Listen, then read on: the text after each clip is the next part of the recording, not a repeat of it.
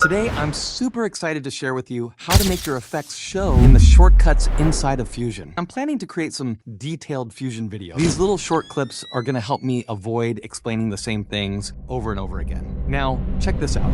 Inside of Fusion, I've created this dotted background, and now I wanna save it so I can use it quickly in my future projects. First, you just right-click on the effect you wanna save and save it somewhere on your PC. Easy peasy.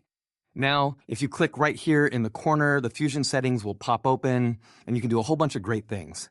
But for now, I'm gonna head over to the path map and open the Fusion macros path.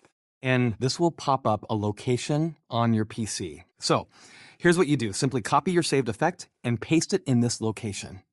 Then, when you press Shift and Space and search for your effect boom, it's right there waiting for you.